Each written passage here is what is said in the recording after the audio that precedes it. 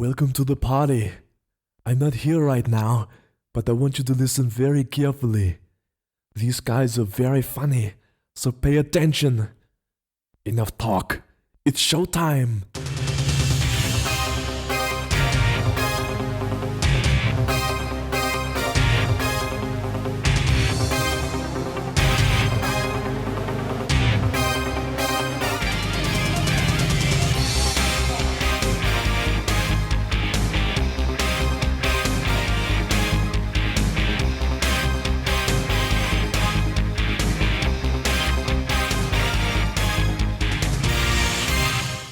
Hello and welcome to Bags of Action. My name's Steve. My host is Pete.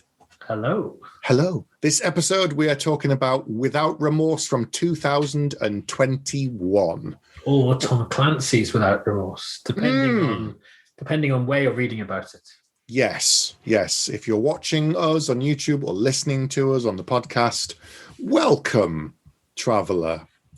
And why aren't you subscribed to the YouTube channel? You should be. So this is Tom Clancy's second sort of character that's most well known, obviously, is Jack Ryan, which we've had all the way back to The Hunt for Red October with Alec Baldwin in 1980, was it 86 or something? So that long ago. It's something like that. It goes back. See, this is my little confession. I have never read a Tom Clancy book. I have never played a Tom Clancy game.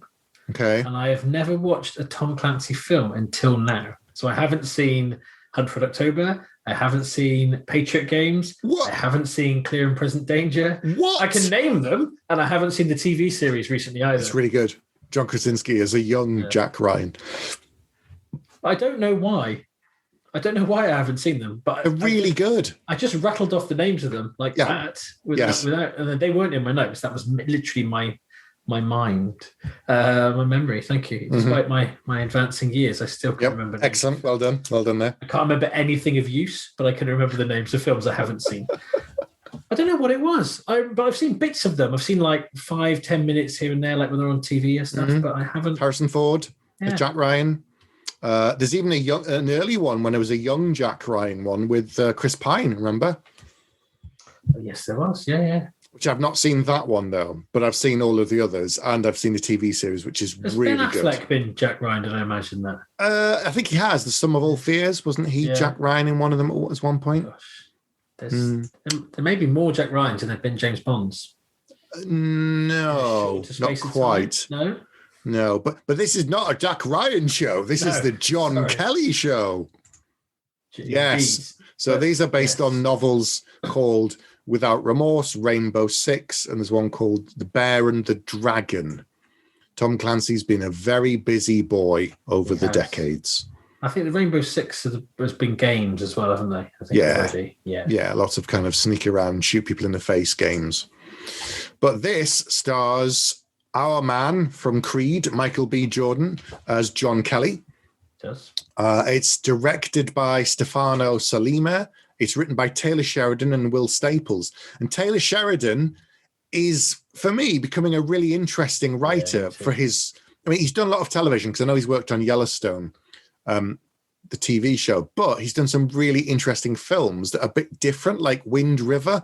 Have you seen that? I did a 5-minute review on that. No, I haven't really seen that. Good. He did both the Sicario films. I know you've seen... I've seen the first one, but... Me too. I haven't watched the second one yet, but that's such a different film. And then he's co-written this. So that's... And he wrote Hello, High Water, which I really like as well. I've done a 5-minute review of that as well. But the director that you mentioned, the Italian director Stefano Samila, directed Sicario 2. Ah, right, okay. And also the TV series Gomorrah, which I think was on HBO, which I haven't seen. No, but the other writer, Will Staples, has mainly come from video games and the TV series Shooter, which I also haven't seen. It sounds like I don't watch anything. The more I talk, the worse it sounds. But this is quite different. This is, I suspect they wanted to bring more of Tom Clancy's stuff to TV and film, and they've got the Jack Ryan thing going. So now they're starting another ongoing character that's been around for over 20 years from looking at the novels that they haven't touched before for some reason, as far as I know. Not as a standalone. I believe that the character has appeared in some of the other movies. It's like, so there is I wonder if it's going to go that way with the MCU making everyone want to make crossing over franchises. But I think William Dafoe, I think, has played the character before, and I'm not sure who else. But in some of the other films, they've made like smaller roles alongside Jack Ryan, so they are in the same Clancy verse, or whatever you want to call it. Yeah. Well, there is. It could get very meta, and then they bring in Clancy Brown at some point into the Clancy verse. That would be good. Yes. Well, there is an overlap, apart from the obvious, in this film with the Jack Ryan world, if you like, because John Kelly's boss is called Karen Greer. Right. And she's the niece of a character that's very big in the Jack Ryan universe stuff. Like his close friend is called Greer.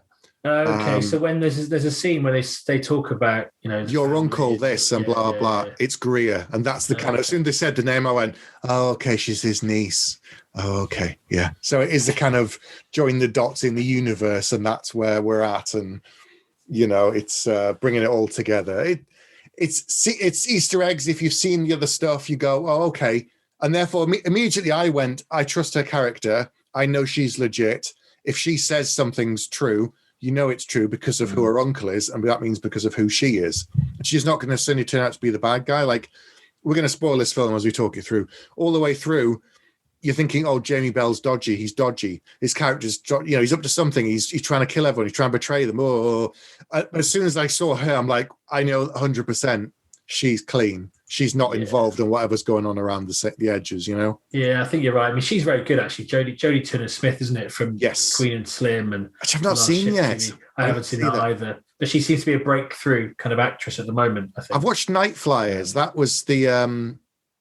it's on Netflix, I think. It was based on the George R. Martin short story or something, and it's a sci-fi kind of ship with weird, creepy stuff going on. But she's in that, yeah. I feel a bit sorry for Jamie Bell because he's one of those actors that like broke through as a child. So all the way through, like you're trying to go, well, is he? Isn't he? But I was like, I don't know if Billy Elliot. I think Billy Elliot's bad, or I don't think Billy Elliot is. It's a bit like whenever Daniel Radcliffe is in something. It's like I'm not sure if Harry Potter is on the level. Harry Potter saved the day today. It's not fair, really, on these actors. He's got a beard now, for goodness' sake. He's a grown man, but he just no ballet shoes. No. Yes, he's been in Snowpiercer. Yes, he's been in Jumper. But I'm just like, it's Billy Elliot. It's the bad guy, ballet guy. That's what it is. And then actually one of my favourite actors is in this, Guy Pearce. Mm-hmm. Not just because he was Mike in Neighbours. Obviously. But because of like Iron Man 3, Hurt Locker, Memento. And Jack Irish, which is, having done my notes today, I was looking into, have you seen the Jack Irish series where he's like a ex-lawyer, I think, turned into private detective? It's an Australian series. I think he just decides to go home to Australia for 6 months a year and then makes this TV show based on a series of books. Wow. But it's I've watched this 3 TV movies and then 1 series, but the second and third series haven't been shown in the UK. So I was almost at the point of spending a ridiculous amount of money trying to import a Blu-ray that probably won't work on my Blu-ray player, but never mind. But yes, I'm a big fan of Guy Pearce. He's very, very good. Very, very good. And then Lauren London is Pam Kelly, the wife, who's been in films I've never heard of. Always Forever with the number 4. So a film made out of text speak. And The Perfect Match. And I'm not going to go further down the cast because it's one of the problems I had with the film is there's 2 different crews that he's part of, which are relatively interchangeable. And quite a lot of them look very similar. And I found it a little bit confusing. It's true. Yeah. Yeah, it's not. You don't really get to spend much time with them or get to know them, given that within 20 minutes, most of them are dead, apart from Greer. And you're like, oh, okay then. You know what it reminded me of? It was Lethal Weapon 2? No, is it 2? When they go around and kill all the cops, the South Africans. Yeah, 2. Yeah, so they break in all the apartments and kill all the cops. It was that kind of a feel, like they're going after all of them. They go after Riggs, but they don't get him, but they get a bunch of other people. And they don't get Murtaugh because he sat on the toilet. He sat on the toilet, isn't They he? do blow up his toilet, though, I think. They do, but he does survive. But if just as soon as that happened, I thought, oh, okay, I get this. I can see what's going on now. And then the film kind of changes halfway through. And yeah, it's an interesting one because I think we were both quite excited. We saw the trailer and we're like, oh, can't wait to watch this. Yeah. And the film is not that much like the trailer set up a different film in my head. Yep. A very different film in my head. But the opening scenes, like you say, when you they do this thing where they do shortcuts with the characters. He's like, I'm the wise ass, he's the bad ass, I'm the whatever. And I'm like, okay, I need to remember your faces. Something's going to happen. You just introduce yourself in a way that makes me think it's important. Yep. And then it's like, okay, the guy putting out of his bins, I think he might be the guy in the car, he's the wise ass. Okay. And then as they get killed one by one, I go, okay, I was introduced to these people in a way I'd remember them. So when they died, I knew they were part of his crew. So that was good. And so I was like, oh yeah, okay. It's a pure revenge film. It's a John Wick, but with a bit of espionage thrown in. It's kind of, but it's not really that either. It's it's more like a political thriller, but it's hard to explain what this film is. Although we're about to. Yeah. So as we said, we're going to spoil it. Someone behind the scenes is manipulating the governments and the powers that be for the purpose of making America go back to war with Russia, because they believe that that's how you advance everything in terms of technology. The economy grows because you're manufacturing lots of weapons. The army's very busy and all the suppliers, and the knock-on effect is after the war comes a great period of growth and prosperity because you're making lots of money. And without an enemy to fight, the country's floundering and everyone spends all their time fighting each other. Yeah, exactly. Which you need a common enemy kind of unites people behind them. So they attempt to create an awful tragedy on both sides to get both sides angry and fired up to want to go to war with each other. But that's at a very high level. But you're supposed to be just following John Kelly on his thirst for revenge, which kind of gets lost.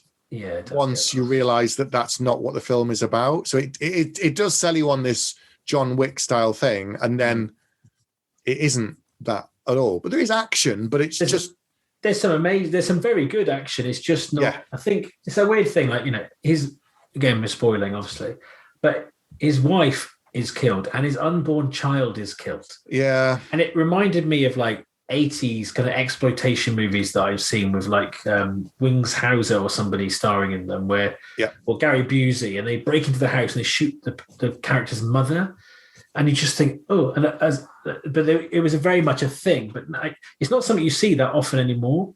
It's kind of not as... it's killing the wife, girlfriend, mother as motivation to motivate the main character to go out and get revenge.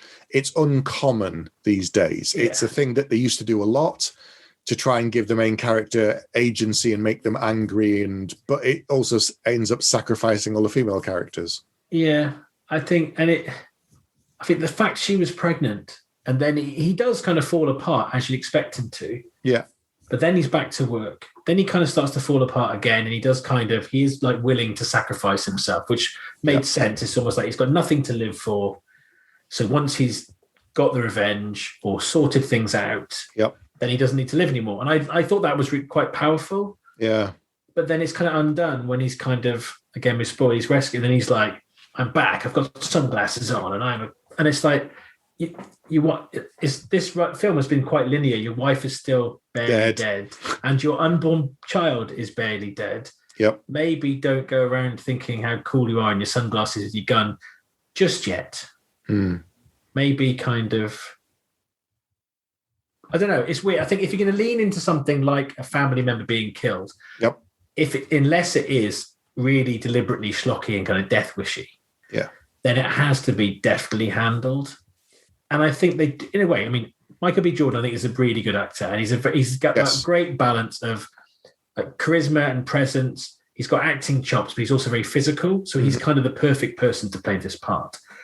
And you do believe that he's up, when he's like crawling up the bed and he finds the body and stuff, and it is really powerful. And then later when he kind of is just wailing, like he goes back to the scene, is just crying. It's really powerful. But then I think the fact that's kind of switched off so quickly, and I appreciate if you're going off to go on a mission, which I'm not sure. I know it's a contrivance for the story that he has to be on it. I don't think he would be allowed to go and look for the people who killed his wife. Greer says he's not suitable to go. And at first you think she's the one that's sort of being difficult and awkward. And then you realize actually she has got his best interests at heart, because she knows the only thing facing him when he comes back is prison, and he's got nothing else to lose. So he could actually mess up the mission for revenge. And he does, because he locks the gate. He goes in to see the Russian who's set it all up, all of this thing, and he does threaten the entire mission. And then it would have gone pear-shaped if not for the other guy, not because of what he did, but because the Russian turned out to be another pawn. Kelly could have messed up everything he was going through. So she knew this, and she said this before he went on the mission. And he was overruled by Guy Pearce because he knew he wanted things to go wrong badly. So, but I don't know. There's something about the whole film that doesn't hang together right for me. It isn't that the script is bad. It isn't that in particular. I think it was marketed in a way that's slightly misleading. I think the story was trying to do too many things at once. I think if it was more set up as a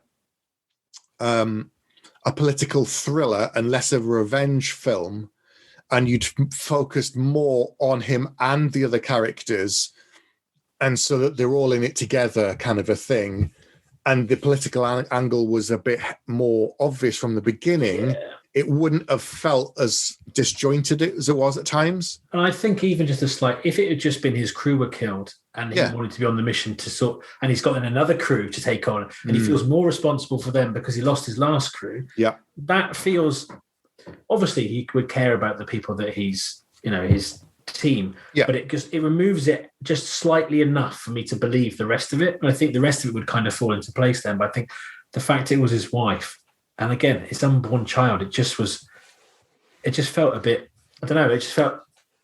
I mean, the angle with Jamie Bell's character, who's CIA, and the fact that they're suggesting that right from the beginning of the film, he's dodgy, he's up to no good, he's playing both sides, he's betraying America for some reason. And, Green kept saying to him, why? What's his angle? What does he want? Now, it turns out it's not him, but he's really not helping his case because he won't share information. And I know that's how the script's been set up. But if you're thinking about it as the character and you could see this guy's falling apart, I don't know. I think it was too much of a red herring, and it didn't work because you're supposed to think it's him, but it just doesn't follow through properly. I know in the end, there's this sort of, you're okay. He doesn't even say thanks or I'm sorry.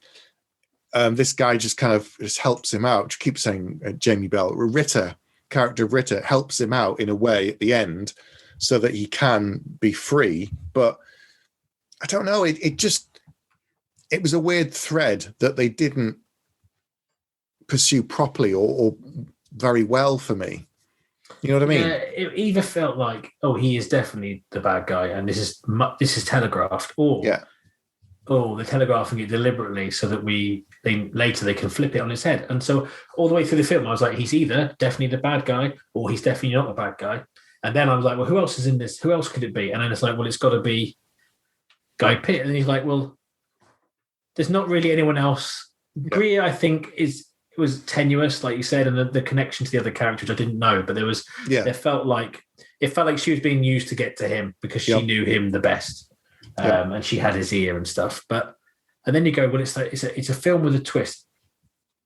I've seen another review that said they earned the twist. I'm not sure that they did really, because, well, I don't know if they didn't earn it. It was believable, but it wasn't really a twist. It was just, well, who is the one doing this? It's one of two people, which I don't know. There's two people in that room apart from him and Ritter and Greer, and it was, the head of the CIA that we met. I can't remember her character's name. And then, it's Guy Pearce. And it's like, well, it's one of them two. And I know Guy Pearce. Secretary Clay. You know, we've seen him. Yeah, and he's a bit like another Neighbours character actor whose name escapes me. The guy who was Jim Robinson, who always pops up. Alan Dale. Dale. Yeah, who always pops up as like the dodgy vice president or a senator or something. He's always evil. He's great at it, though. He's so good. But Guy Pearce is almost like he's either the lead or he's the secret bad guy. That seems to be like the two things he does. Less secret now that we know whenever it's Guy Pearce. Like, it's like, well, he's not the lead in this. So hang on a second. Villain? Yeah. Yeah. Oh, God. Right. Let's talk about some of the action scenes. Yes. I mean, the action scenes are, I'd say the saving grace, but they, you know, although a lot of them are in the trailer, which is probably why we liked it so much, but I do not want to cross after seeing Creed and Black Panther and this, I'm going to stay on the right side of Michael B. Jordan and his stunt performing friends, because what I did believe in this film is that he is a special forces guy who is very, very good. Like, it happens a lot to go, you know, Steven Seagal is not just a cook, he's the greatest Aikido cook in the world. But like with this, I was like, yeah, I buy that this guy is, and he even says himself that he's like, there's no one else quite like me. And you go, but he's got that arrogance, but he can pay it off. It reminds me a little bit of Chris Hemsworth in Extraction, where you kind of go, yeah, you are rather special at this. Yeah. And you know exactly what you're doing. When he has that knife fight in Extraction with the Indian Special Forces guy, the two of them, man, we spoke about that. That fight scene was amazing. It was so good. And then this one, when the invaders, it's before that. When he's fighting, they're going to rescue the hostage at the very start. It's kind of the James Bond pre-titles kind of mission. Isn't this where he takes out two guys with a knife and puts a knife in one guy and then pins the other guy with the knife and then shoots both of them? You're like, oh, yes. It was. What have I written here? He is brutal and efficient. What was in my notes. But he does. It's that. But I guess it's that the fact that they're military. They just go in. They come out of the water. And then it's just like. Just taking out people and it's not in that kind of stylized John Wick kind of. That's really impressive, but I'm not sure that physics work like that. It's this person is doing this, almost Krav Maga kind of style. It's like it's brutal, efficient, quick ways of just taking people out to get to the target. Yeah, it's not like in martial arts films where they punch someone 17 times and then go, okay, bring it. And you're like, no, you shoot someone once, you stab them once. They're dead. They're out of the game. That's it. That's what you want. You move on to the next target. And that's what he does. He just takes someone out. When someone surprises him, he adapts, he overcomes, takes someone else out. Even Greer at one point when her gun jams, it's just like, my gun jammed. And she still just took the guy out with a knife. Yeah. So again, I like that. I know we're going jumping around, but I like the fact that when Greer's fighting the sniper and she takes him out, he runs in and he's too late, because it would have been really, really crappy to have him suddenly save the woman in the film. The fact that one, she's his superior, and two, she's just as qualified as him. For him to come, even though he's the lead, to be like, oh, well, I've saved you. It's like, no, she's a trained soldier. She knows exactly what she's doing, but she just goes, my gun jammed. Just gets the knife and stabs the bloke through the face instead. And you're like, yeah, she can handle herself perfectly well. That's fine. When in the heat of the battle, they save each other. But for him to suddenly rescue her, it would have been and I'm glad they didn't do that. That was well scripted for sure. It's just dawned on me that in a way, this film is Predator without the Predator. Because they're sent on a mission. Yeah. Someone who's sent with them and sort of knows the reality of the mission, not what they're actually doing isn't what they're really doing. Right. But they're not hunting They're hunting a Russian, in theory. True. Are you telling me the Predator's Russian? No, but they think they go. Their pretense is they're going to rescue the people, but then they're also going into the village and they find out at the very beginning the people aren't from where they. It's okay. It's like the first 10 minutes of Predator. Yes, in some ways. Right. In not many ways. They find out that it's the Russian arms base. If Billy Elliot is Carl Weathers. Yes. Then yes, for the first 10 minutes, it is Predator. Yes. Yeah. There you go. Yeah. Well done. Thank you. We watched a film the other day. I did that was Predator. I did a 5-minute review on Jiu-Jitsu. That was, they wanted to remake Predator, where an alien comes to Earth every 6 years and they have to fight him, but using Jiu-Jitsu. Otherwise, and then he comes back every 6 years again and fights like 10 people, I think. I can't even remember. But it was so bad. Even though the same cloaking technology, and it was such a bag of shit. Like, just don't watch it. It's so bad. I was like, oh, it sounds brilliant. I'll watch that. Drink heavily before you watch it, and then you'll enjoy it. Otherwise, you'll be like, why did I just waste like 90 minutes of my life?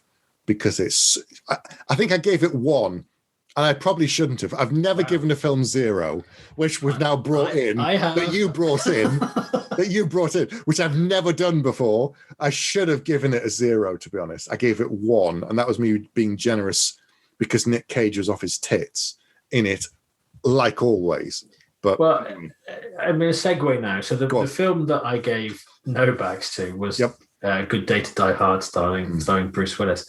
And as those films went on, we've talked about in all the Die Hard movies, and we've said he gets more and more invincible. And there were times in this that I thought, oh, Michael B. Jordan's very hard to kill. Mm-hmm. But then I went, do you know what? It's a different thing. He's not just a street cop who's jumping the wrong place at the wrong time. How can it happen to the same guy? Because they keep paying him lots of money to do it. That's why it can keep happening to the same guy at the same time. But I think in this, I was like, well, no, he's a special forces guy. He still would have probably died. But I suspended my disbelief more readily, I think, in this film than in the most recent Die Hard films. Which was awful. Lowest combined score we've ever given to a film. Yeah. When your average is half. It's not good. It's not good. The action in this film is really good. It's more convincing. It's more believable because the characters are special forces. They know what they're doing. They're on a mission. They go in, they get it done. And if they can't, they adapt and overcome. So when they're caught in Russia, when the mission's gone wrong, he blows a hole in the wall with that kind of like plastic explosive stuff that they paint on and stuff, and they create an exit. And then I like that they're still working as a team. So even when someone's injured, they're sort of saying, 6 o'clock, so-and-so, 6 o'clock, and they shout it, and then covering fire. And it's the kind of stuff I'm assuming, actually do, as opposed to just, there's someone shooting, where? Over there. And then your finger gets blown off when you point, So they use hand signals, they use phrasing, they use those kind of stuff. And I think he's consistent with, like, in the opening scenes. Like, again, this is what makes Jamie Bell's character not very likable. He's like, we just leave your guys behind. They're not mission critical. Yeah. And he's like, well, no, they're my guys. So he goes to get them. And then when it happens again, he starts to have his second crew that he's given are starting to he makes sure that they all get out. He's willing to, and I quite like that. Like in the first, he's willing to go and save them, but now that he's lost his wife and his baby, he's actually willing to sacrifice himself. Although he does make it out on that occasion, but he is willing to, be the last man in the building, and also, which I did like, save the day in a way, because the whole diplomatic incident goes away if he's just. And that I thought that was quite clever. That was quite smart to go, look, I'm willing to just, if it's me, I'm a wanted criminal. Yep. Because remember that bit where I went into prison for no apparent reason for 5 minutes? No idea why. Remember that bit? Because he blew up the Russian diplomat. No, but I don't mean why did he go to prison? I understand the concept of, like, you do something bad, you have to, but there was no story reason for him to go into prison. He didn't even have a fight. In my head, somewhere, there's a fight scene with trays, hitting people with trays, that in the canteen, and with putting somebody's doing like bench press and he pushes the weight on their throat. Yeah. That is a scene that is in the version that probably got cut. Because, well, no, I just think he went into a prison and they went, all the people in the area are Russian, they're all going to kill you. And then he talked his way out, and about 2 minutes later. Well, he had to fight. He had to fight with the prison guards. Oh, it's true. Yeah, you're right. And then more prison guards turn up with riot gear. And then the guy turns up the phone and she goes, if you're done, you can come out. And he goes, oh, okay. Do you know what? You're right. Had you forgotten about that fight scene? He turns on the tap, takes off his shirt. Yeah, do you know what? Actually, that's one of the best scenes in the film. I apologize. I apologize. You know, I said earlier, despite getting old, my memory is good. Yeah. My long-term memory is fine. My short-term memory. My name's Steve, and we're doing Bags of Action without remorse from this year. Yeah. But that is an amazing thing, because you're like, why is he taking the shirt off? Not just for the people at home. Why has he put this? You know, why is he? And I was like, I couldn't understand what he was doing. Like, I thought, why? I didn't stand at first. I thought, is he going to put the shirt on and wrap it around his hand and have it wet or something? And he doesn't. And he just ties this vest around his hands and all that kind of stuff. So that was quite interesting. You know, that was really good. And I had completely forgotten about it. And thank you. But no, because again, he's taking people out, but it's not, one man fighting 20 people. That's ridiculous. It's like, well, yeah, it is one special forces guy who has put a plan in action very quickly. He takes out 3 prison guards. It's a little bit Keystone Cops where they all walk in and slip on the water, but that was his intention. Didn't have any bananas on it. Yeah, and there's like 20 lined up, and you're like, well, this isn't going to go well. They're going to beat the crap out of him when they come in. And then he's saved by his boss, by Greer, who's got the message out. That was good. I enjoyed that. I enjoyed the scene where he basically, as you say, sacrifices himself and he sneaks everybody else out.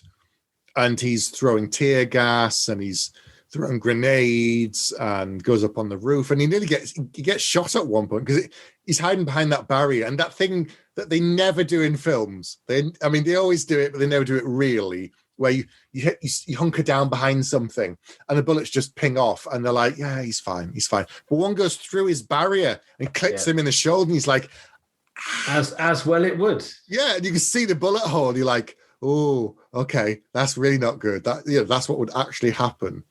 So that was quite good up on the roof. But it reminded me of something where he dresses out as one of the Russians in the gear. What is that film? Where they create the big, it's Leon.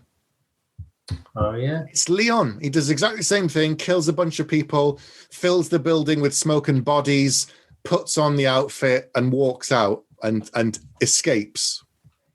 Have we not done Leon? We haven't talked about it. Sorry, The Professional for our American viewers and listeners. Is that what it was called? It's called The Professional in America, yeah. Because they couldn't understand Leon because it's a French name. I don't know. It was called The Professional. I'm sure it was called. Are you American? Do you understand that Leon is a name of a person? I think it was called. I'm pretty sure it was called The Professional. Wasn't it the first film of Natalie Portman? It was. Age like 12, 14 or something? Yeah, I think so. 12, I think, yeah. We've got to do that film at some point. Do that soon. Yeah, so that's what it reminded me of. It took me a while to click, but I suddenly thought, okay, I can see what he's doing here. But that was quite clever. I didn't think he was going to make it out. I thought he was just going to get blown up and put in a Russian prison or something, or that would be the end of the film. I didn't realize this was potentially a new franchise. Yeah, we'll get on to that as well. Go on. Also, I don't know. I mean, if I was thinking of perhaps setting fire to the outside of a car in order to get into the car to have a chat with the person in the car, is that possible? I think, so the thing in films that isn't true that they always do, which is the car will blow up when it gets the gas tank, that in theory is possible, but I think actually getting it to do that is really hard because of the way cars are built. So the fact that he poured gasoline over the outside of the car, set fire to it, and then ran in, and yet he came out without any burns. I don't buy that. I don't buy that at all.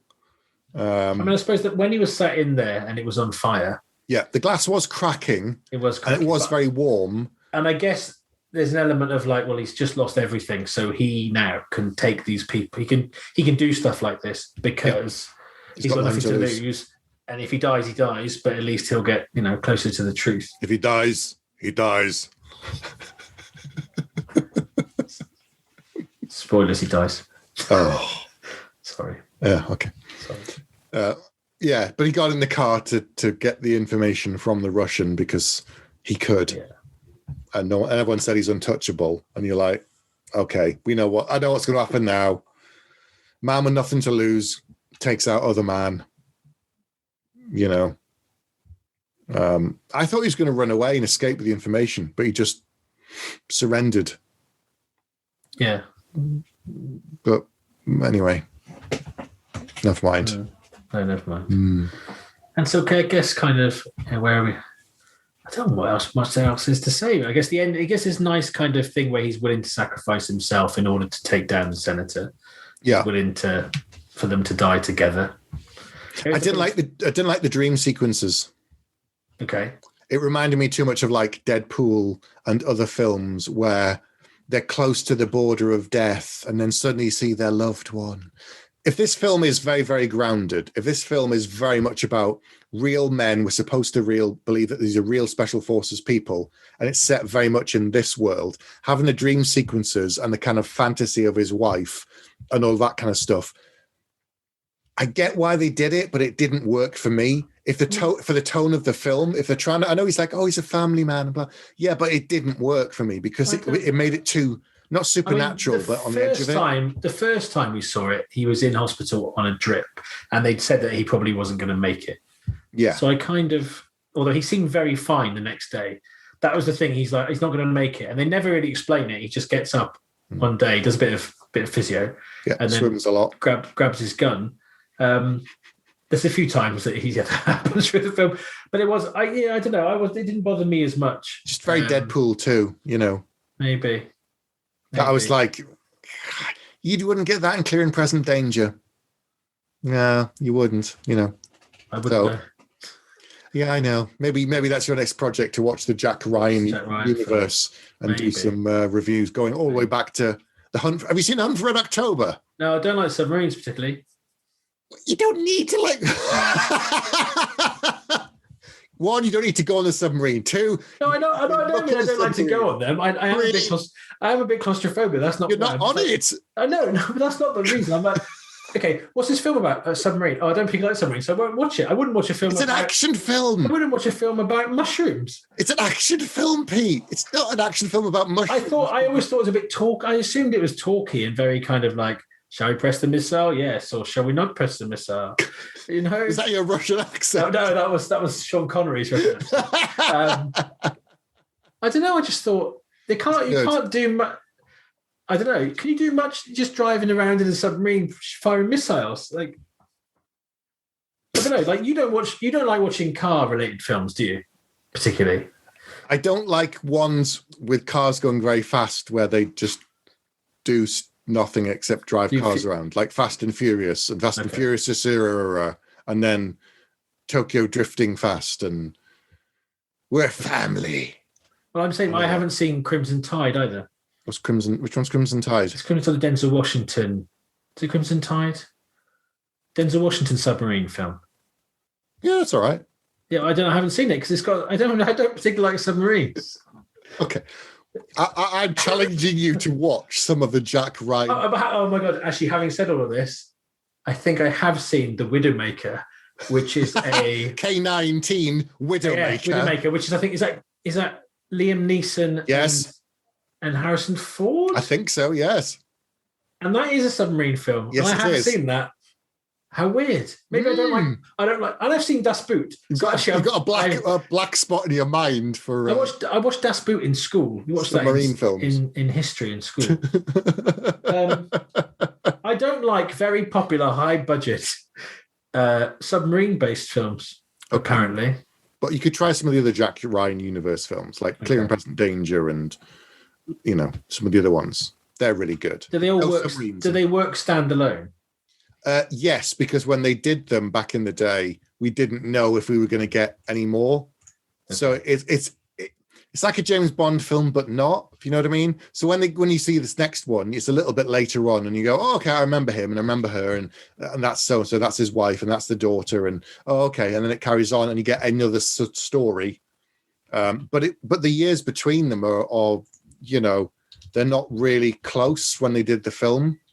So Harrison Ford did 2, right? And everyone else has only done 1 each. I think so. Let's have a look. Okay. Jack Ryan, Harrison Ford. So he did. The Sum of All Fears is the Ben Affleck one, right? Harrison Ford did Let's have a look. Clear and Present Danger and Patriot Games, isn't it? Yes, but before that, you had The Hunt for Red October, which was Alec Baldwin, I think, as Jack Ryan. Yeah, so Patriot Games, Clear and Present Danger were both Harrison Ford. Ben Affleck, Sum of All Fears. Chris Pine did the early one. And then Michael B. Jordan. Yeah, so Harrison Ford's done 2. Everyone else has done 1. But it feels like in the Clancyverse that Michael B. Jordan will be doing at least 2. He'll do another trilogy. I can just... Yeah, there's at least 3 books. And that was one of the things that frustrated me the most. Go on. Because, I don't know, like, if you're not Marvel, you don't need to do an end of credits scene. It's like, and you... I don't know, I don't know. I suppose John Wick, the first one, felt like a standalone film. Then they came back and built the universe. And then 2 and 3... like 2 very much set up 3, and 3 ended up setting up 4, which is an interesting surprise. It's not a trilogy. Yeah, 3. I thought action-wise 3 was great, but the ending was a bit like, oh, you bastards. Just crowbarred another layer. Why do you want us to have a 4th one? We don't need it. Oh yes, money. Yeah. The Continental TV and particularly series. with Derek Kolstad is gone, isn't he? He's not involved. They're doing a spin-off with the ballet dancer film, and I'm like, oh, come on. It's like, just don't. Anyway, so this one, it reminded me a bit of Extraction and a bit of Old Guard in a way, both the Netflix movies, where the film is a little bit less satisfying on the basis that you know that there's another one coming. Now, I don't mind there being another one coming. I probably would watch another one. Yeah. But I'd rather, I don't know, it's kind of a trend, but I'd rather it wasn't like, and again, it's that thing, if you just watched him kind of struggling this whole thing and almost be suicidal because his wife has died, and then suddenly at the end he's like, got my sunglasses on, and oh yes, the next film, no baggage, I'm just out there with my guns. And it just felt a bit, I don't know, I didn't like that bit at all. Yeah, changes his name and disappears into the crowd. Mm-hmm. They've got to stop doing that in films where someone walks into a crowd and then just before someone flicks past and they're gone. How did they do that? They're crouching down. It's magic of cinema. If they leave it running, about 6 people fall over them. Sorry, mate. Sorry, I'm hiding. It's the end of the film. Yeah, they do that so many times in films. They've got to stop doing it. It's been overdone. That's been overdone. There are very good things in this film, but it does lean into some tropes quite heavily. Are we ready to give it some scores? I think so. Okay. Would you like to go first this time? I knew you were going to say that. I went first last time, and I hit you with a 0. And where could you go from there? I could only go up because there's no minus. There's no minus bags. I'm drawing a line. You could have a 0 to 5. 5 being max, no half bags. No minuses allowed. Otherwise, we'd have had minuses years ago. Or pluses and minuses. You get into all sorts of weird shit. Okay. So the trailer was slightly misleading. The action was really, really good. Michael B. Jordan is extremely good as a lead. I've seen him in, dramas. I've seen him in other kind of films where he plays really emotional scenes and he's really convincing. He's one of the new kind of leading men for me, the new generation. There's people like, there's him. There's, I drew up a list the other day, and of course I can't remember any of them. Ryan Gosling is another guy who can do anything. He's amazing. He can do comedy, he can do drama, he can do action. That guy, he can dance. Fantastic musical. Just going to say it. So can Jamie Bell. I'm just going to say La La Land is better than Hamilton. Don't email me. Email me. I've seen Hamilton. I haven't seen La La Land, so I got 18 minutes into Hamilton. I had to turn it off because I was so fucking bored. Couldn't get through songs. Anyway, just going to say, so bad. Wow. We'll get our complaints down. Good. Bags of musicals.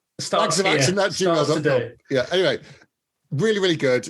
Really good lead actor. He's doing lots coming up, I'm sure. Lots of films, lots of different projects. But the film didn't quite hang together. The script was okay. There's some really good bits. The action was good. They did well with the characters mostly, but having his wife die as the motivation for him just felt a little bit 1980s. We've seen it, but they did handle some of the other female characters better. But there was only one really in Greer, who was his boss and friend. And I like that they didn't kind of make her a kind of romantic character for him as a thing. That would have just been weird and creepy. So I like they kept it as they're just friends. I don't know. If you go back to something like, you haven't seen them, but the first Harrison Ford film, it works really well by itself, and you don't need that thing of, oh, there'll be another one, it'll carry things on. It's a complete story. This was, but they could have cut it 5 minutes before. And we just never found out about him. It could have just ended with her debriefing, and she says, you know, what happened to so-and-so? Oh, he's dead. Or finish at the funeral, and she drives off, and that's it. You know? Which we didn't even talk about the funeral scene. No, It just felt a bit odd. The fact that he was there. Well, we knew he was there. And that's also something that's been done to death, where someone fakes their own death and they go to their own funeral. Yeah. And then he was like, "Oh, not bad. Not many people. I thought there'd be more people." And it's like, yeah, I don't. In fairness, I would go to my own funeral, definitely, and I would be literally and I'd be like, "You fucker, you're not here. You are right. I'm going to haunt you, Steve Arian. I'm going to haunt you." I was very busy on that day, Pete. I couldn't be bothered. I was very busy. I was watching Jiu-Jitsu too. So I couldn't. I was washing my hair. So bad. Yeah. So, but in films, it's like you just think, why? You just move on. You know, I suppose the only reason, in a way, that they had to do something was because his name changes, and that is also in the books that he does have this name change, I suppose. And up until that point, he wasn't the main character from the Clancy books. Yeah, but they could have she could have just given him some new ID, and he goes, "Your name is now John this." Okay, which she does anyway. Yeah, later true. on. That is true. Yeah. So anyway, I enjoyed it, but I'll say so. I'm gonna be generous. I'm gonna give it 3 bags of action because it was good, but it wasn't great. 4 is really good. 3 is average for me. Okay. Very similar thoughts here. Okay. Michael B. Jordan says very watchable. Yeah. Having him and Guy Pearce and Jodie Turner-Smith in this film probably elevated it by quite a long way. I didn't really buy Jamie Bell in his role, but I don't know if that was almost like a sleight of hand thing to you to not really be sure of who he was. Right. As I said, both the teams were a little bit interchangeable and one-dimensional. Partway through, I did think, this would have worked better as like a 5-episode miniseries. I think in the modern world of how TV is made. The twists, they were earned, but they were predictable. I thought the wife dying was really gratuitous. Say in the book, she dies in a car accident. Right, okay. I saw a few people talking on Facebook, I think earlier in the week, that have read the books and said it's very, like, the names of people are the same, and there's some very small similarities, but other than that, it's very, very different. And the biggest thing for me is the trailer felt like it could have been a 5-bag movie. It was almost like, this is going to be something very special. It felt very sort of Catherine Bigelow-esque. But this was kind of a run-of-the-mill spy thriller with strong action sequences and a really good cast. That's probably how I would sum it up. And yeah, on that basis, the film in my head was a 5. There were scenes in this that were really, really strong. Yes. Particularly the action sequences and the bit that I completely forgot in the prison, for example, were really, really good. I was like, if you had a whole film at that level, I think it could have been a classic. But there was quite a lot of things that were just like, well, how did he get there? How did this happen? What? That doesn't really make sense. And, this has suddenly moved along really quickly, and I'm not sure why. There's some strange pacing decisions. And I think that kind of dragged it down. And I agree. I'm going to give it 3 bags of action as well. It's a smack in the middle. It's a good film, but it's not a great film. Probably wouldn't watch it again, but I will probably watch the next one to see what it's like. If you want the best Jack Ryan stuff, it's the Amazon series featuring John Krasinski as playing a younger Jack Ryan. Don't you saying it'd be better if they'd done like a 5-hour thing? Those are brilliant. Those are like, I can't remember, 8, maybe 10 episodes. Oh, okay. But those are spycraft with some action. And when the action comes, it's convincing, it's real, it feels earned. The fact that he's done the training and he's this and that. And John Krasinski's like 6'5" or something. So he's quite an imposing guy, but he's not, a trained specialist, but he is a spy. And it works really, really well as a espionage thriller more than an action film. And that's what I was leaning towards the action because of the trailer. And then it turns out that this film is somewhere more the other direction. And it just felt like it was pulling too much for me in both directions. And it fell between two stools almost. But, it was good, but it wasn't as great as I was hoping it to be. Yeah, I'd say so too. Cool. All right. So have you seen Without Remorse from 2021? If so, get in touch. We always say we love to hear from you. Email us, come onto Twitter and follow us there. Join the Facebook group and talk to us there about this film and any other films that you think we should talk about and review. You can support us on Ko-fi if you want to do that as well. Don't forget to subscribe to the YouTube channel. We'd really appreciate that. And we'll be back next month. All right, Pete, wrap us up. Thank you for listening and or watching, if indeed you still are. Good night. You have been listening to Bags of Action. No bullshit. You'd better stick around for the next episode, because if you're lying, I'll be back.